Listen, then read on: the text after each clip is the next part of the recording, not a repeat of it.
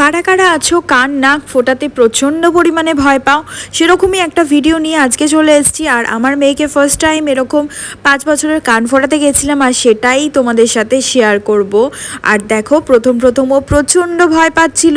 প্রথমে মুখটা পুরো শুকিয়ে গেছিলো, অনেক বোঝানোর পর নিয়ে গেছিলাম, কারণ ও একদম ফুটো করতে চাইছিল না। ও বলছিল না মা আমার কান ফুটো করো না, আমি একদমই করব না, ভয় পাচ্ছিল খুব।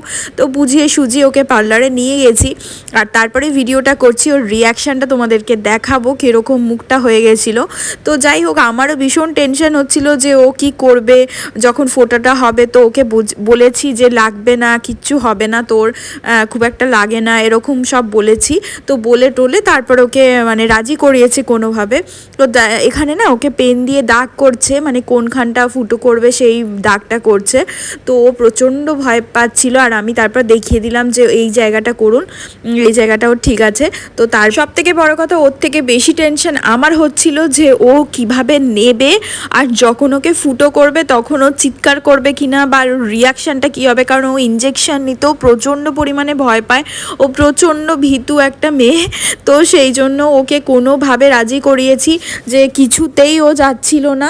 তো তারপর ওকে মানে যে ওকে ফুটো করে দিচ্ছিল সেও ওকে এরকম কথা বলছিল, গল্প করছিল, না মানে কিছু হবে না, কোনো কিছু না। এরকম প্রচুর বাচ্চা আছে যে এরকম দেখো চোখ বন্ধ করে আছে, দেখতে পাচ্ছ, মানে ওর মানে দেখবে না ওটা, ও যে ফুটোটা করছে না ওটা ও দেখবে না, এরকম একটা ব্যাপার।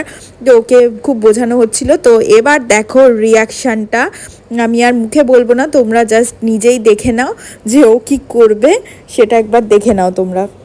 তুমি আমায় বলবে মনে মনে কি বলেছি, তাহলে বেরো, ঠিক আছে? ওম নমঃ শিবায়।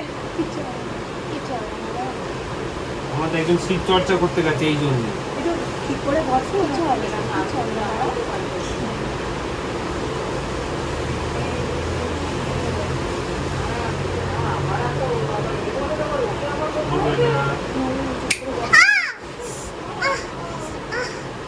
লাগবে না, লাগবে না, দাঁড়াও দাঁড়াও।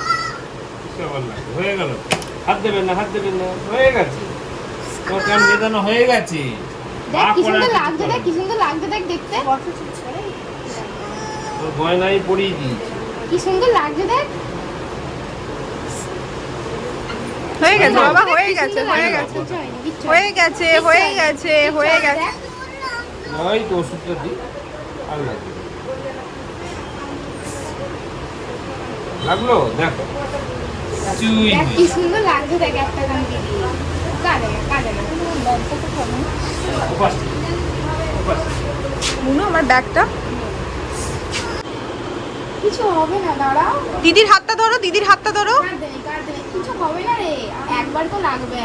তোর যে এত কেটে যায়, লেগে যায়, তখন তো কাঁদিস না। আচ্ছা আস্তে করে দেবো, মেল লাগবে। ডোন্ট ওয়ারি, ডোন্ট ওয়ারি, চোখ বোঝো, চোখ বোঝো, নো প্রবলেম, ডোন্ট ওয়ারি। কিছু হবে না।